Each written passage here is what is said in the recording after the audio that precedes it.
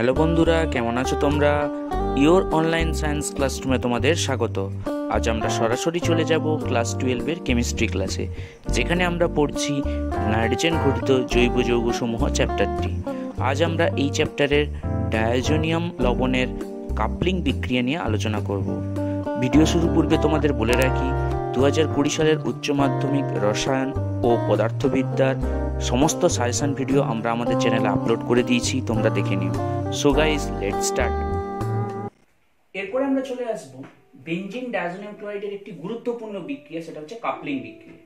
এই কাপলিং বিক্রিয়ায় কি হয় না, বেনজিন ডায়াজোনিয়াম লবণগুলো ফেনল, ন্যাপথল ও অ্যারোমেটিক অ্যামিনগুলোর সাথে বিক্রিয়া করে রঙিন পদার্থ তৈরি করে, রঙিন অ্যাজো পদার্থ তৈরি করে। এই অ্যাজো পদার্থটা কোনটা না, যেখানে এই N double bond N bond bond এই গ্রুপটাকে বলা হচ্ছে ডায়াজো গ্রুপ।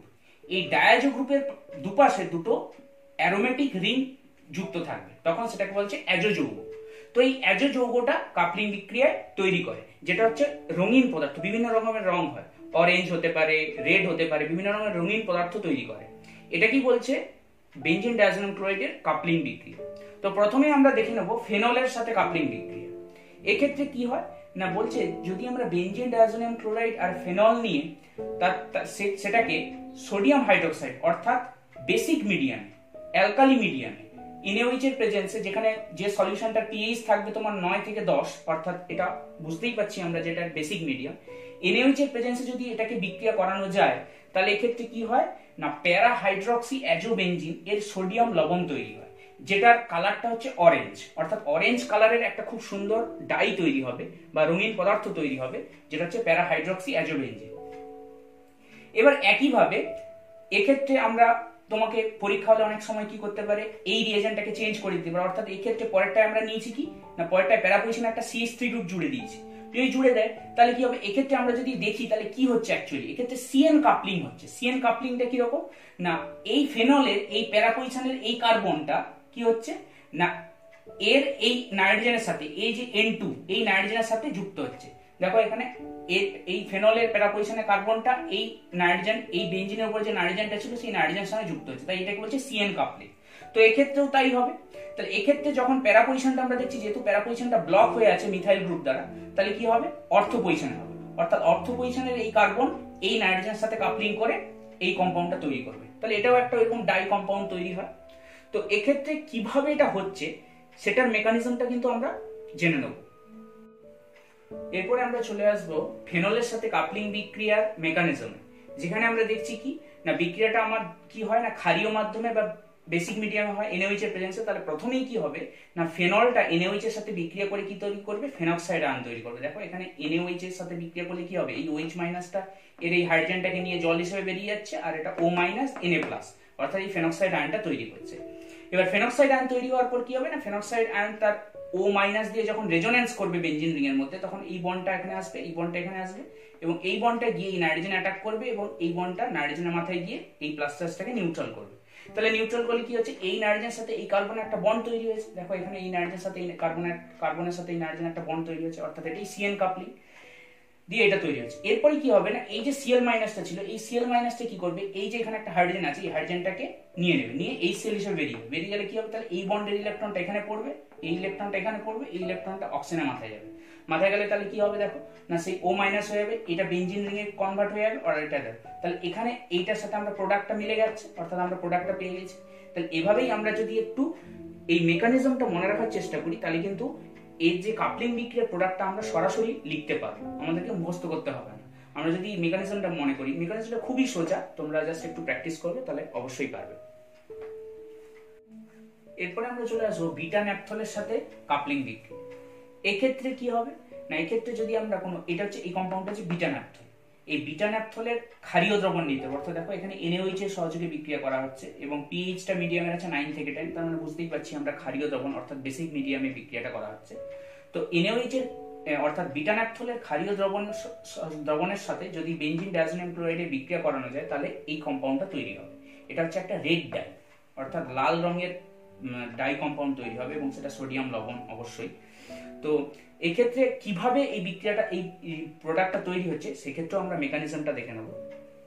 এরপরে তাহলে আমরা দেখে নিচ্ছি যে বিটা ন্যাপথলের সাথে বেঞ্জিন ডায়াজোনিয়াম ক্লোরাইডের যে কাপলিং বিক্রিয়া তার মেকানিজমটা দেখো। এক্ষেত্রে কি হচ্ছে, সেই একই ভাবে প্রথমে বিটা ন্যাপথলটা কি হবে না, যেহেতু ক্ষারীয় মাধ্যম আছে অর্থাৎ এখানে NaOH মিডিয়ামে রিঅ্যাকশনটা হচ্ছে, অর্থাৎ ক্ষারীয় মাধ্যমে প্রথমে বিটা ন্যাপথলটা ফেনক্সাইড আয়নের মতো O- Na+ হয়ে যাবে। তো O- Na+ হয়ে যাওয়ার পর এই সল্টটা তৈরি হওয়ার পর এটা কি করবে দেখো, রেজোনেন্স করবে, O- টা এখানে পড়বে এবং এই যে বন্ডটা, এই বন্ডটা গিয়ে এখানে নাইট্রোজেন অ্যাটাক করবে, এটা উঠে গিয়ে এই নাইট্রোজেনের মাথায় এই প্লাস চার্জটাকে নিউট্রাল করবে। তাহলে নিউট্রাল করলে কি হবে দেখো, এখানেও হচ্ছে কি, তার মানে CN কাপলিং হচ্ছে, অর্থাৎ এই কার্বনের সাথে এই নাইট্রোজেনের কাপলিং হচ্ছে। তাহলে দেখো এই কার্বনের সাথে এই নাইট্রোজেন একটা বন্ড তৈরি হয়েছে আর এইটা তৈরি হয়েছে। এবার এখানে একটা হাইড্রোজেন আছে। এবার কি করবে না, এই যে ক্লোরিনটা ছিল, এই ক্লোরিনটা এই হাইড্রোজেনটাকে নিয়ে নিলে কি হবে না, এই বন্ডটা এখানে পড়বে এবং এই বন্ডটা আবার খুলে যাবে। খুলে গেলে কি হবে, তাহলে O- Na+ হয়ে যাবে। হয়ে গেলে দেখো সেই রেড ডায়ের কম্পাউন্ডটা আমরা পেয়ে গেছি। সুতরাং আমরা যদি মেকানিজমটা খুবই ইজি, মেকানিজমটা যদি একটু আমরা প্র্যাকটিস করি তাহলে কিন্তু আমরা ডাইরেক্ট প্রোডাক্টটা লিখতে পারবো। এরপরে আমরা শুরু করছি যে প্রাইমারি অ্যামিনের সাথে কাপলিং বিক্রিয়াটা কেমন হবে আমরা দেখব। তো এই ক্ষেত্রে যদি বেঞ্জিন ডায়াজোনিয়াম ক্লোরাইডের সাথে একটা প্রাইমারি অ্যারোমেটিক অ্যামিন নিয়েছি অ্যানিলিন দিয়ে, সেই এবার অ্যানিলিনের সাথে যখন কাপলিং বিক্রিয়াটা হবে সেটা কিন্তু অ্যাসিড মিডিয়ামে করা হয়। অর্থাৎ দেখো এখানে পিএইচটা আছে 4 থেকে 5, অর্থাৎ আম্লিক দ্রবণ, মৃদু আম্লিক দ্রবণে বিক্রিয়াটা করা হয় এবং সেখানে আমরা নিচ্ছি সোডিয়াম অ্যাসিটেট এবং একটা সল্টের প্রেজেন্সে এই বিক্রিয়াটা করছি। তো এই ক্ষেত্রে কি হচ্ছে না, NN কাপলিং হবে। অর্থাৎ NN কাপলিং মানে এই নাইট্রোজেন, এই যে নাইট্রোজেন, এই নাইট্রোজেনের সাথে এই নাইট্রোজেনটা জুড়বে। দেখো এখানে হচ্ছে এই নাইট্রোজেন এর যে নাইট্রোজেনের সাথে জুড়েছে, অর্থাৎ NN কাপলিং করে এরা ইয়েলো রঙের একটা ডাই তৈরি করবে, অর্থাৎ ইয়েলো কালারের, হলুদ কালারের একটা কম্পাউন্ড তৈরি করবে যেটা হচ্ছে ইয়েলো ডাই। তো এটা কিভাবে তৈরি হচ্ছে এর মেকানিজমটাও আমরা দেখে নেব। এরপরে তাহলে আমরা দেখে নিচ্ছি মেকানিজমটা অ্যানিলিনের সাথে বেঞ্জিন ডায়াজোনিয়াম ক্লোরাইডের যে কাপলিং বিক্রিয়া তার মেকানিজমটা যদি আমরা দেখি, দেখো খুবই ইজি।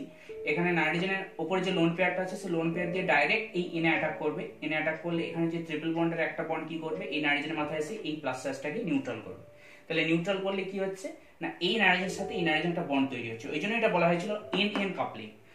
তো তৈরি হওয়ার পর দেখো এখানে নাইট্রোজেনের উপর প্লাস চার্জ পড়বে, কারণ নাইট্রোজেন 4টে বন্ড হয়ে গেছে। এরপরে যে Cl- আছে, ওই Cl- এখান থেকে একটা হাইড্রোজেন নিয়ে HCl হিসেবে বেরিয়ে যাচ্ছে। বেরিয়ে গেলে কি হবে না, এই ইলেকট্রনটা নাইট্রোজেনের মাথায় এসে নাইট্রোজেনের প্লাস চার্জটাকে নিউট্রাল করবে। নিউট্রাল করলে তাহলে কি হবে, এটা NH হয়ে যাবে।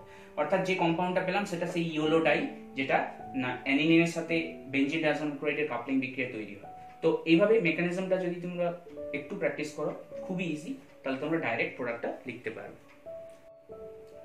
তো এরপরে আমরা দেখবো সেকেন্ডারি অ্যামিনের সাথে কাপলিং বিক্রিয়া। দেখো এখানে একটা সেকেন্ডারি 2 ডিগ্রি বা সেকেন্ডারি অ্যারোমেটিক অ্যামিন আমরা নিয়েছি। দেখো নাইট্রোজেনটা দুটো কার্বনের সাথে অ্যাড আছে, তাই এটা 2 ডিগ্রি। তো নিয়ে সেই একই ভাবে অ্যাসিড মিডিয়ামে যদি আমি বিক্রিয়াটা করি, দেখো পিএইচটা 4 থেকে 5 এর মধ্যে আছে এবং সোডিয়াম অ্যাসিটেটের প্রেজেন্সে বিক্রিয়াটা করছি। তো সেকেন্ডারি অ্যামিন ব্যবহার করলে, যেমন প্রাইমারি অ্যামিনের ক্ষেত্রে আমরা কি দেখছিলাম না, সেখানে NN কাপলিং হচ্ছিল, কিন্তু সেকেন্ডারি অ্যামিনের সাথে ক্ষেত্রে হবে কি, NN কাপলিং এর সাথে আরো একটা কাপলিং হবে CN কাপলিং। অর্থাৎ এখানে NN কাপলিং এর যে প্রোডাক্টটা পাবো আমরা, এই যে NN কাপলিং এর যে প্রোডাক্টটা পাবো, এই প্রোডাক্টটা কিন্তু মুখ্য প্রোডাক্ট। আর তার সাথে গৌণ প্রোডাক্ট হিসেবে অর্থাৎ সাইড প্রোডাক্ট হিসেবে আমরা কিন্তু CN কাপলিং এর রিঅ্যাকশনটাও পাবো, অর্থাৎ CN কাপলিং এর প্রোডাক্টটাও আমরা পাবো।